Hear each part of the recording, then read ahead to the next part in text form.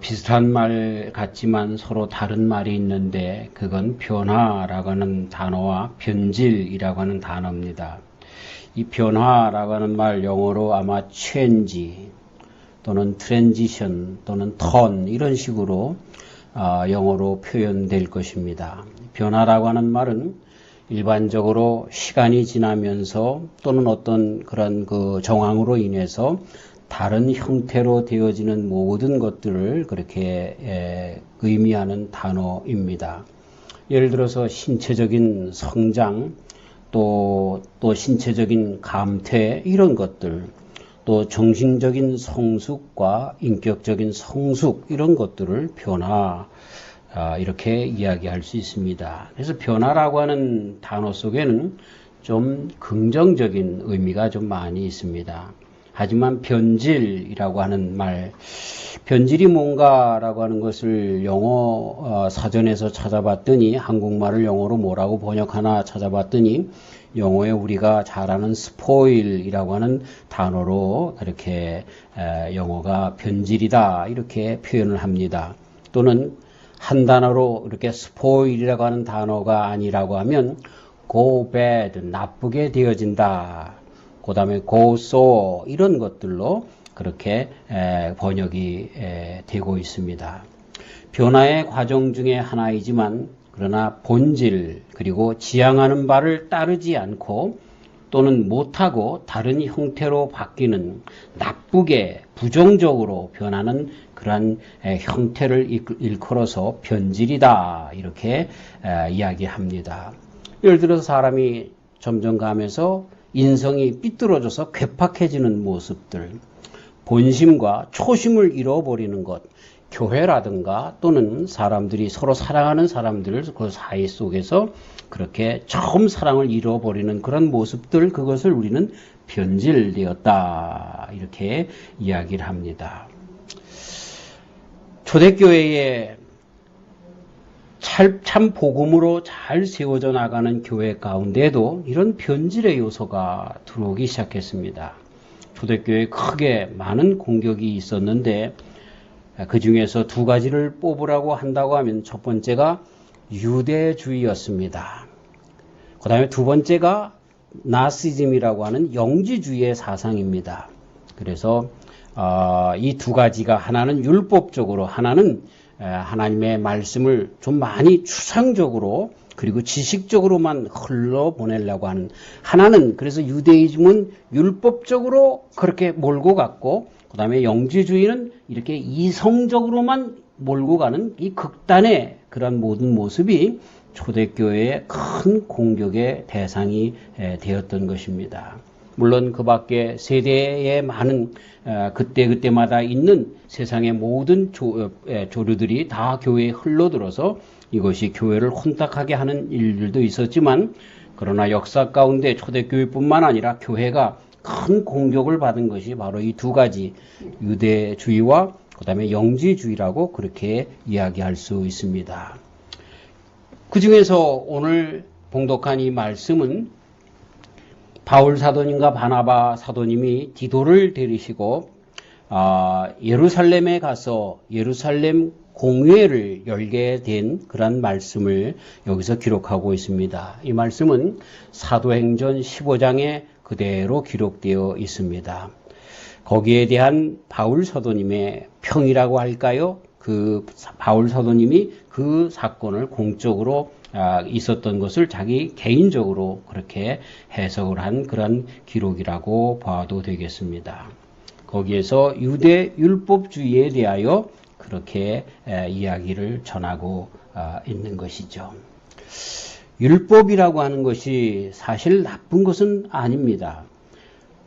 오히려 모세님을 통하여 하나님께서 율법을 주신 이유는 인간이 죄성으로 가득 차 있는데 그래서 그 죄악 가운데 이 죄성으로 말미암아 인간이 자기만 잘 되려고 하는 이 이기주의 속에서, 욕심 속에서 많은 사람들을 다치게 하고, 그러다 보면 끝내는 이 사회가 형성되지 않을 뿐만 아니라 다 점점 그렇게 침체되고 파괴되는 사회인 것을 알고, 하나님께서 모세를 통하여 그 율법을 주어서 사람들이 어떻게 살아가야 하는가라고 하는 그러한 법을 준 좋은 것이었습니다.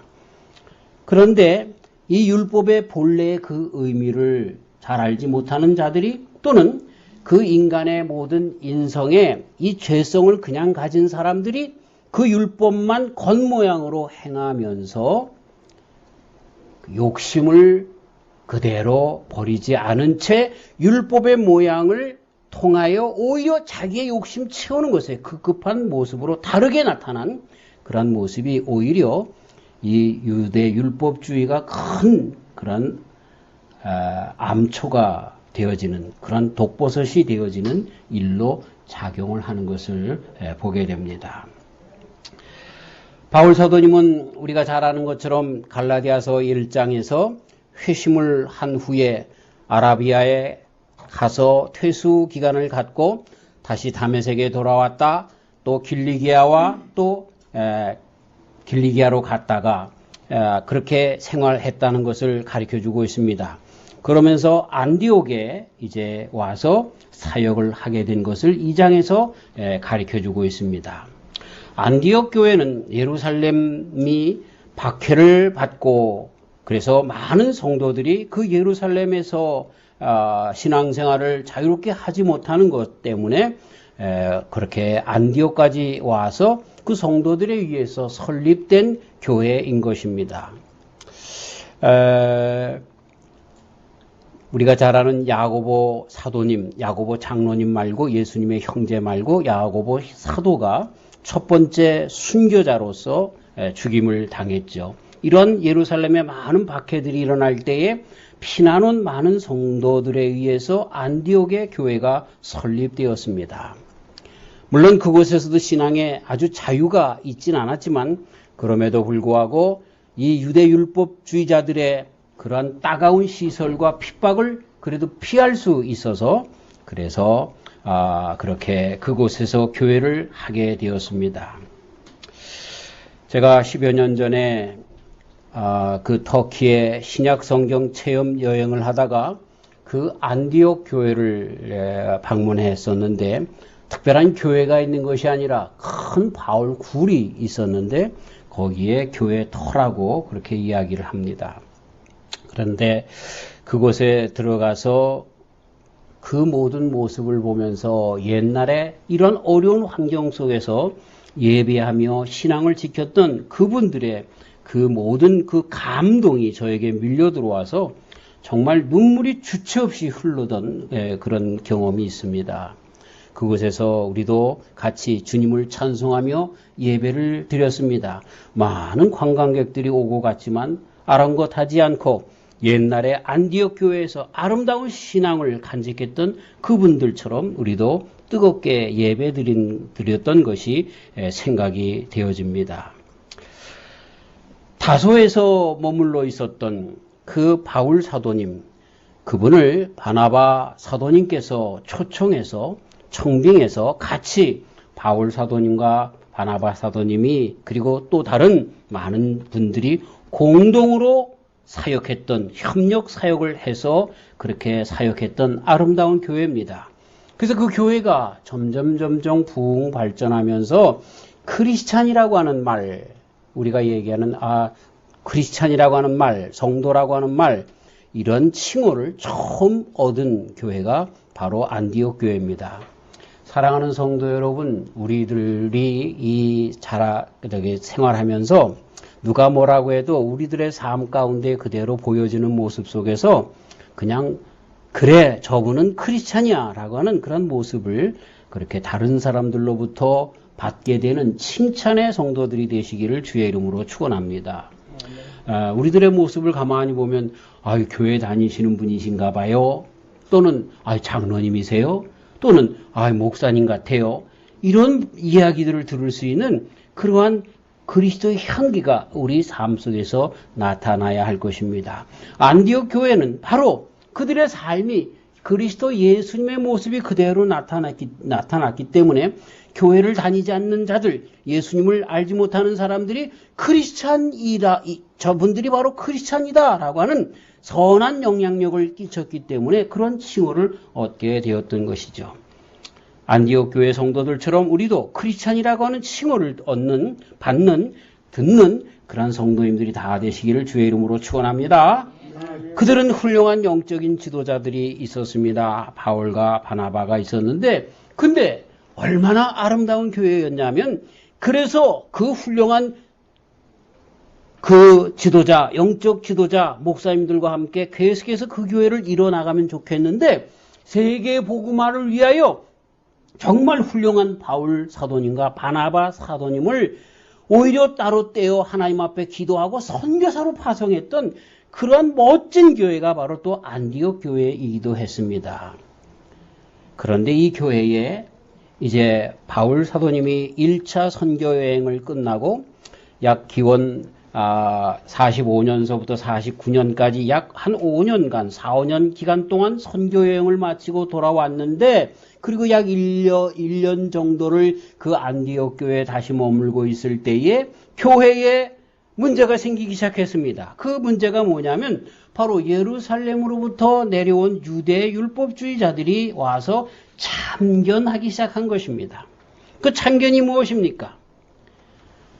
그거는 저들이 예수님을 믿는다고 다 구원받는 것이 아니라 율법을 지켜야 된다고 하는, 또 특별히 율법 중에서 할례를 받아야 한다는 그러한 주장을 하기 시작한 것입니다. 안디옥 교회에서 이것이 문제가 되어서 서로 싸우게 되고, 우리가 오늘 봉독한 말씀 이후에 11절서부터 베드로 사도님과의 그런 바울 사도님이 베드로 사도님을 꾸중한 그 일 가운데서 나타나는 것처럼 이 유대 율법주의가 얼마나 신앙의 큰 적이 되는가라고 하는 것을 보게 되는데, 안디옥 교회에서 바나바와 바울 그리고 디도를 비롯한 이방인 크리스찬들을 파송해서 유대인 교회가 아닌 혼합족 이방 민족들에게 교회를 세우면서 돌아온 그런 바울 사도였는데, 그런데 안디옥 교회도 이미 유대인들만 교인들이 아니라 이방인들, 헬라인을 비롯해서 이방인들도 같이 교인들이 되어서 신앙생활하고 있는데, 그런 가운데 유대율법주의자들 중에서 몇 분이 예루살렘으로부터 내려와서 이런 교회의 신학적인 문제를 제기하게 되었던 것이죠. 그럴 때 이런 문제를 확실하게 하기 위해서 바나바와 바울 그리고 디도 목사님과 함께 또 몇몇 이방인 성도들과 함께 예루살렘을 방문하게 되어집니다. 그래서 첫 번째 우리 교회의 기독교회의 공의회가 예루살렘 회의인데, 그 예루살렘 회의가 그래서 열리기 시작했습니다. 바울 사도님이 먼저 이야기합니다. 사실 바울 사도님과 바나바 사도님에 의해서 이방인들에게도 복음이 증거되고, 그리고 그리스도 예수님을 믿는 이방인들이 구원받는 것을 보게 되었습니다. 그래서 교회가 여기저기에 생겨지기 시작했던 것이죠. 그리고 그들은 이방인들이기 때문에 유대 율법을 알지 못합니다. 할례를 받지 않았습니다. 율법에 대하여 또 아주 많은 것들을 알지 못하고 있는 가운데 있었습니다. 그래서 바울 사도님이 이렇게 전도하면서 그리스도 예수님으로 인한 믿음의 공동체가 탄생한 것을 보고하고 있습니다. 그리고 이방인 중에서도 할례를 받지 않았다 할지라도 구원이 이루어졌음을 그렇게 이야기하면서 그걸 묵시적으로 그들에게 전하기 위해서라도 디도라고 하는 분, 이방인 그분을 사역자였던 디도를 할례를 행치 않고 함께 동행하면서 사실 이 율법주의, 할례 또 율법을 다 지켜야 구원받는다, 이런 것이 얼마나 잘못된 것인가라고 하는 것을 예루살렘 회의에 그렇게 내어놨습니다. 이 일 후에 많은 토론과 또 논쟁이 있었던 것을 보게 되죠. 그런 가운데 베드로 사도님이 앞에 나왔습니다. 베드로 사도님은 우리가 잘 아는 것처럼 예수님의 수제자입니다. 모든 사도들 중에 정말 으뜸되는 그러한 지도자격인 사도이기 때문에 그분이 나와서 얘기하는 것에 많은 힘이 실려져 있었지요. 이분이 나와서 그렇게 이야기합니다. 예수님 그리스도를 통하여만 구원이 있습니다. 이렇게 이야기를 하고, 그러면서 그러한 예수님을 통해서만 구원이 있음을 자기 자신의 경험을 통해서 설명하고 있습니다. 바로 그것이 사도행전 10장에서의 사건입니다. 자신이 고넬료 가정에게 불림을 받기 전에, 그래서 고넬료 가정에서 이방인 그런 그 고넬료 집에서 그렇게 인부들이 자기를 부르러 오기 전에, 그들을 만나기 전에 시장에 있을 때 기도하는 중에 하늘로부터 내 귀퉁이에 달린 보자기가 내려왔는데, 거기에 레위기서 11장 그리고 신명기서 14장에서 각각 이야기하는 먹어야 되는 짐승들과 먹지 못할 것들, 이렇게 구분이 되는데, 짐승들, 어류들, 또 그런 날짐승들, 이런 것들에 대한 모든 것이 나오는데, 이런 것들이 다 혼합해서 예를 들어서 돼지나 먹지 못해야 하는 이런 것들이 거기에 박쥐라든가 보지 못했으니까 뭐가 들었는지 모르겠지만, 이러한 먹지 못할 것도 다 그 가운데 있어서 하늘로부터 내려왔다는 것입니다. 그리고 하나님의 음성이 베드로야 이것을 잡아먹으라 라고 이야기했다는 것입니다. 그 베드로 사도님이 나는 가증한 것들을 먹을 수 없습니다. 가증한 것이라고 표현을 하고 있습니다. 가증한 것이라고 하는 것은 레위기와 신명기에서 벌써 모세님을 통하여 그 율법에 그렇게 기록되어 있는 모든 짐승들의 종류를 이야기합니다. 근데 하나님께서 뭐라고 말씀하시냐면, 내가 깨끗게 한 것을 너가 가증하다라고 이야기하느냐라고 그렇게 말씀했던 것이죠. 그래서 그 말씀의 뜻이 무엇인지 몰라서 있을 때에 고넬료부터 보냄을 받은 그 인부들을 만나게 되었고, 고넬료 이방인이 당신을 찾는다라고 그렇게 이야기를 해서 자기가 이방인들에게 가서 복음을 증거했다라고 그렇게 자기의 경험을 이야기하면서, 우리가 구원받는 것은 유대인뿐만 아니라 그리스도 예수님을 통하여 그렇게 다 구원받습니다 라고 하는 이야기를 한 것입니다. 성령님께서 강림하신 것, 고넬료 가정에서 성령 강림을 그가 친히 체험했거든요. 그래서 성령님의 강림은 모든 사람들, 곧 유대인들뿐만 아니라, 유대인들에게는 벌써 사도행전 2장에서 오순절 마가의 다락방 이후에 놀랍게 성령님의 강림과 많은 예루살렘을 위시한 사람들의 유대인들에게 성령 강림의 역사가 있었던 것 우리는 잘 알잖아요. 근데 고넬료의 가정에 가서 이방인들에게도 그런 성령 강림이 똑같이 이루어진 것을 보니, 하나님께서는 분파주의가 없고 유대인이나 이방인이나 똑같이 그리스도 예수님을 믿는 자들에게 구원과, 그리고 그 예수님을 믿는 자들에게 성령으로 충만케 해 주신다라고 하는 보고를 베드로 사도님이 하십니다. 이 이야기를 듣고 오히려 베드로 사도님보다 더 초대교회에 존경받았던 예수님의 동생 야고보 장로님께서 나와서 아모스서, 구약의 아모스서 9장 11절 12절 말씀을 인용합니다. 그날에 내가 다윗의 무너진 천막을 일으키고 그 틈을 막으며 그 퇴락한 것을 일으켜서 옛적과 같이 세우고, 저희로 에돔의 남은 자와 내 이름으로 일컫는 만국을 기업으로 얻게 하리라. 이는 이를 행하시는 여호와의 말씀이니라. 아모스서 9장 11절 12절이 그렇게 기록되어 있는데, 이 말씀을 인용하시면서 야고보 장로님이 이야기합니다. 유대인과 이방인 그리스도인이 다 함께 그리스도 안에서 남은 자가 될 것이다 라고 하는 이 예언이 성취되었다 라고 하면서, 따라서 더 이상 율법으로 유대인 기독교인들은 이방인 기독교인들을 괴롭게 해서는 안 된다, 이렇게 선언했던 것입니다. 이것이 예루살렘, 그러니까 교회의 첫 회의인 예루살렘 회의에서 결론되어진 것입니다. 그래서 그들의 문화적 관습을 무시하거나 폐지시키는 것은 합당치 않은 것이다, 이렇게 초대교회의 바른 그러한 교리로 서게 된 것이죠. 제가 선교신학을 공부했는데, 역시 선교신학 안에서도 이것이 큰 교본이 되어졌습니다.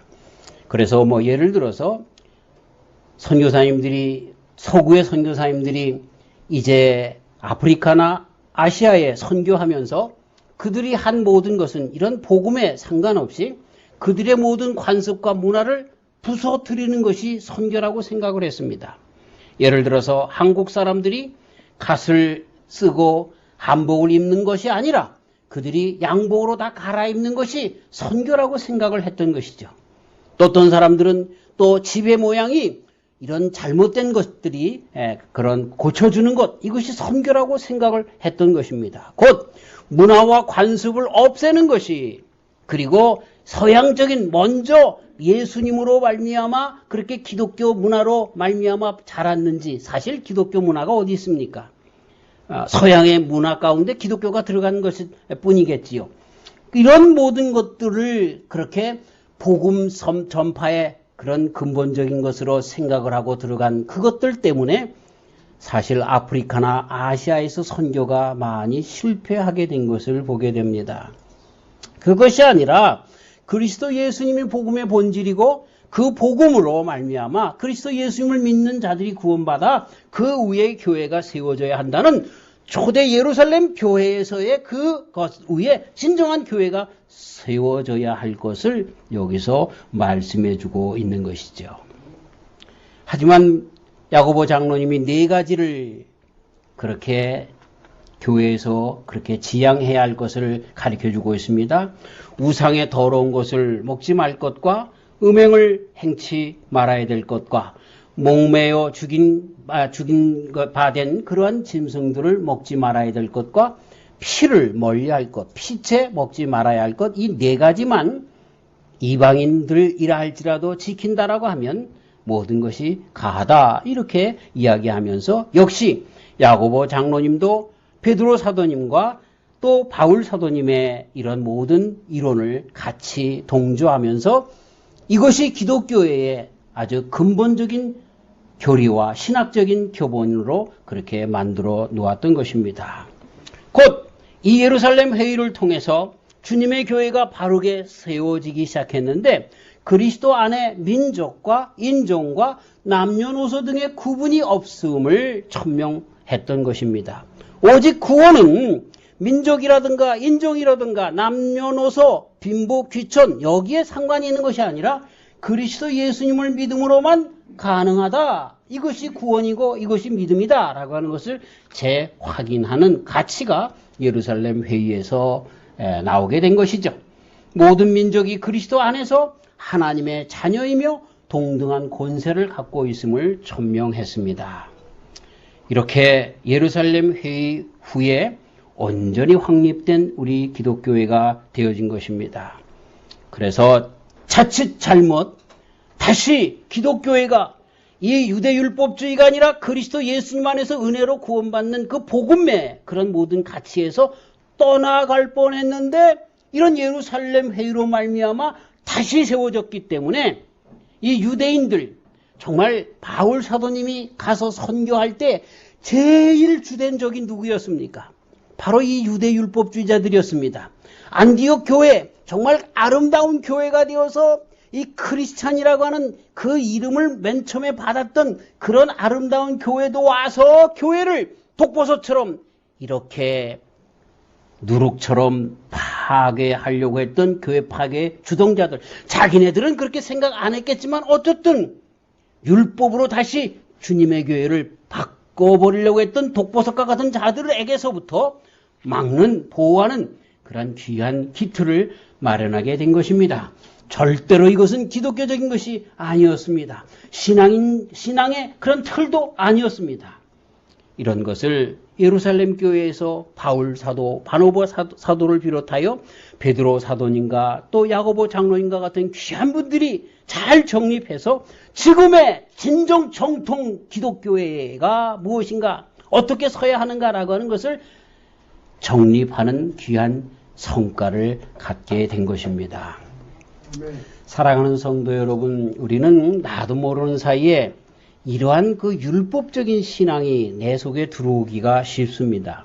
그래서 오늘 이 예루살렘 회의에서 분명하게 결론되어진 것처럼 우리 교회도 그렇지만 내 신앙에 있어서도 율법과 복음의 차이를 분명히 알고 이런 율법적인 신앙을 타파해야 하는 것입니다. 율법의 내용의 진수가 뭡니까? 인간이 행함으로 의롭다함을 얻는다는 것입니다.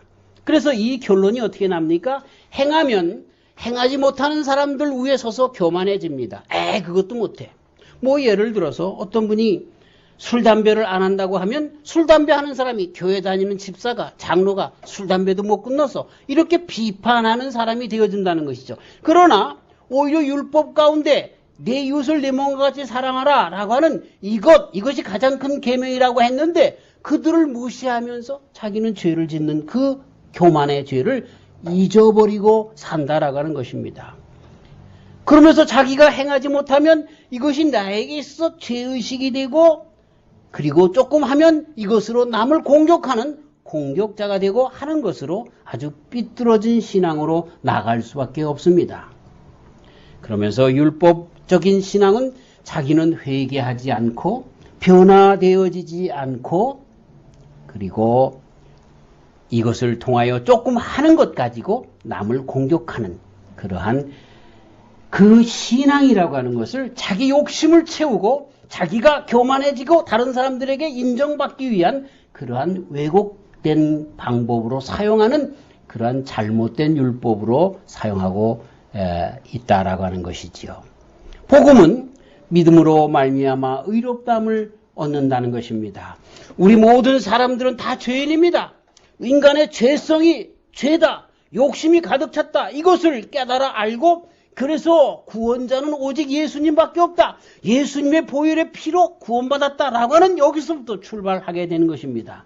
그래서 의롭게 된 나, 그리스도 예수님으로 말미암아 의롭게 된 내가 율법을 지키는 자가 되어진다는 것입니다. 어떤 사람이 죽을 죄를 지어서 사형을 당하게 되었는데 그런데 나를 위하여 대신 다른 사람이 죽었기 때문에 그래서 나는 자유자가 되었습니다. 그런데 이 사람이 똑같이 세상에 나와서 또 세상에서 그러한 죄를 또 반복적으로 지을 수 있겠느냐? 그렇지 못하다라고 하는 거예요. 그 예로 늘 여러분들에게 설명드리는 것처럼 한 형제가 있었습니다. 큰형님은 참 착실한 그리고 작은 동생은 정말 노름을 좋아하는 그래서 이 노름하다가 속이는 그들을 보고 이 사람이 그 모든 그 노름하는 사람을 다 죽이고 도망갔습니다. 도망가면서 자기의 옷을 벗어놓고 형의 옷을 입고 도망갔습니다. 뒤따라온 그런 경찰에 의해서 형이 그렇게 잡히게 되었습니다. 이 형은 아무 말도 하지 않고 사형장의 이슬로 사라졌던 것이죠. 나중에 이 소식을 듣고 돌아와서 동생이 자기 대신 죽은 그 형 때문에 양심의 가책을 가지고 경찰에 자수했습니다.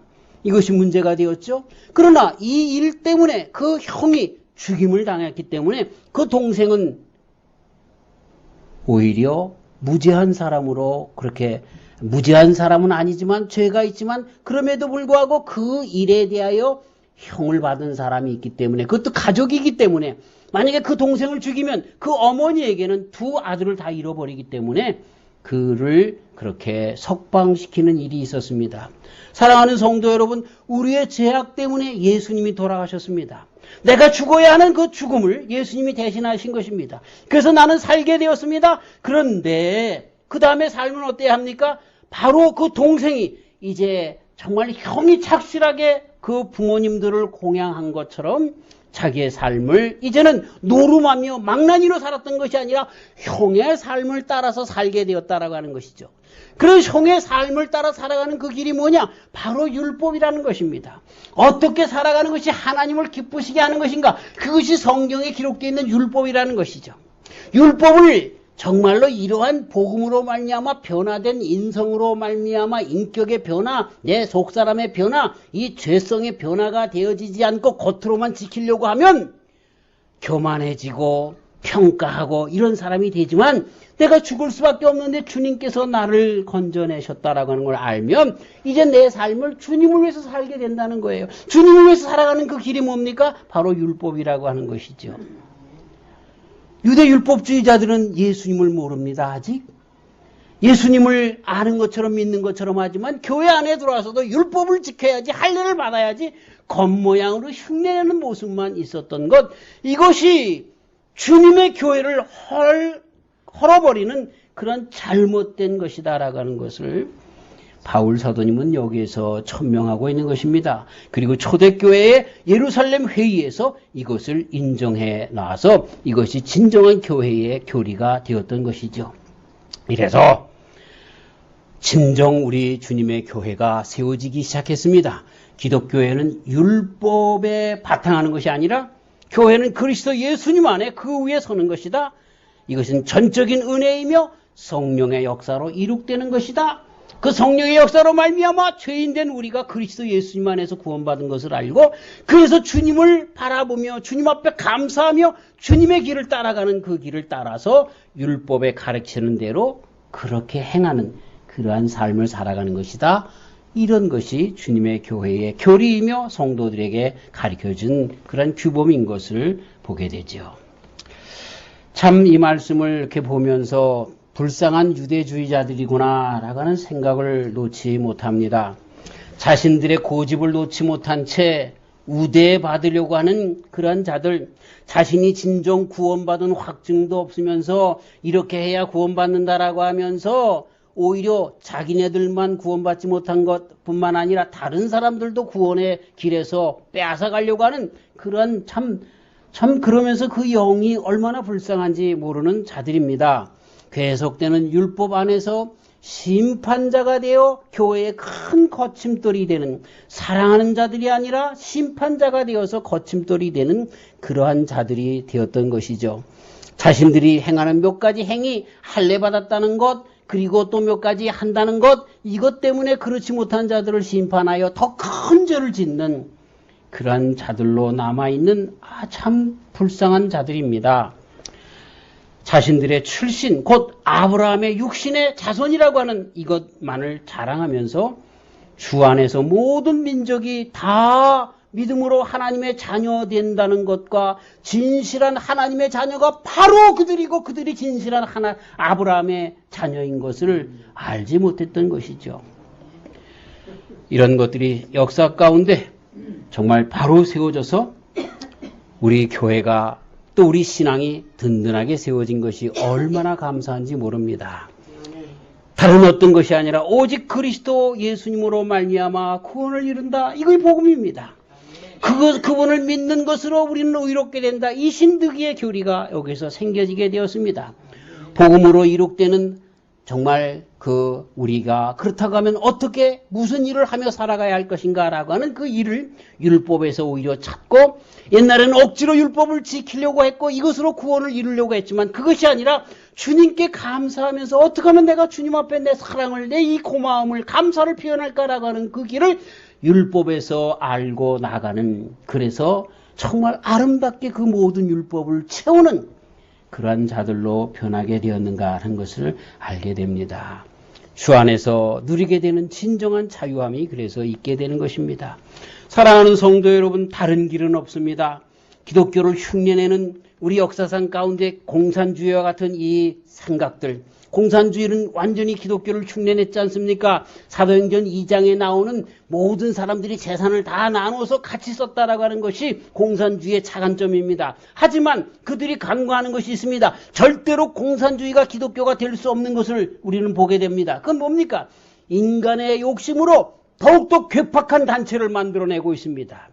그래서 스탈린과 레닌 같은 사람들, 그리고 지금의 북한의 김정은과 같은 사람들, 이런 사람들은 공산주의라고 하는 틀로 성경의 분배를 그렇게 이야기하는 것 같지만 오히려 그들이 욕심이 있기 때문에, 인간의 죄성을 다 해결하지 못했기 때문에 더 괴팍한 단체로 더 많은 사람들을 죽이는, 핍박하는 그런 단체로 바뀌어진 것을 보게 됩니다. 무엇이 다릅니까? 기독교는 주님으로 말미암아 변화된 사람들의 공동체, 그래서 그들이 정말 모든 사람들이 내 형제자매가 되어서 손을 펼치다 보니까 그러한 모습이 되어진 것인데, 그것을 인위적으로 빼앗아서 하려고 하다 보니 인간의 욕심이 그 죄악이 그대로 나타나는 가운데 더 괴팍하고 이상한, 그리고 더 정말 가공할 공격적인 무서운 단체가 되어진 것을 보게 됩니다. 다른 일은 없습니다. 진정한 복음으로 인해서 주님의 교회가 탄생되었습니다. 그렇지 않으면 교회는 변질되기 시작합니다. 절대로 기독교를 공산주의처럼 생각해서는 안 됩니다. 기독교를 사회주의적인 그런 범위 내에 집어넣어서도 안 되는 것입니다. 그래서 기독교 교회는 공산주의와 맞서 싸워야 하는 것입니다. 절대로 기독교는 공산주의가 아닙니다. 기독교는 그리스도 예수님의 복음 위에 서 있는 것입니다. 사람 위에 서 있는 것이 아니죠. 사람이 최고다라고 했는데 맞는 말 같지만, 그러나 그 사람은 죄악을 그대로 품은 욕심꾸러기 사람인 것을 알지 못했던 것이죠. 그리스도 예수님이 최고다, 이렇게 나가야 하는 것입니다. 그리스도 복음 위에 세워진 사람들로 인하여 그런 모든 일들이, 그리스도의 아름다운 향기와 일들이 이루어지는 것입니다. 사랑하는 성도 여러분, 다시 한번 우리 교회가 그리스도의 복음 위에 서 있는가를 늘 질문하며 신앙생활을 해야 할 것이고, 나도 그리스도의 복음 위에 서 있는가라고 하는 것을 늘 질문하며 서 있어야 하는 것입니다. 주님의 복음 위에, 그리스도 예수님을 믿는 믿음 위에 끝까지 우리의 신앙을 경주하시는, 다짐하시고 나가시는 귀한 성도님들 다 되시기를 주님의 이름으로 축원합니다. 감사합니다. 하나님, 귀한 말씀 주셨습니다. 주님의 귀한 말씀 가운데 떠나지 않고 그리스도 예수님과 함께 끝까지 승리하게 하여 주시옵소서. 나를 위하여 돌아가신 예수님, 그분밖에 없습니다. 그 복음을 통하여 다시 한번 내가 변화받게 되어졌고, 이 복음을 증거하며 남은 여생 그리스도 예수님처럼 살아가는, 어떻게 하면 하나님께서 원하시는가 그 길을 말씀 가운데 찾아가며 살아가는 귀한 주의 백성들 되게 하여 주시옵소서. 예수님의 이름으로 기도하옵나이다. 아멘.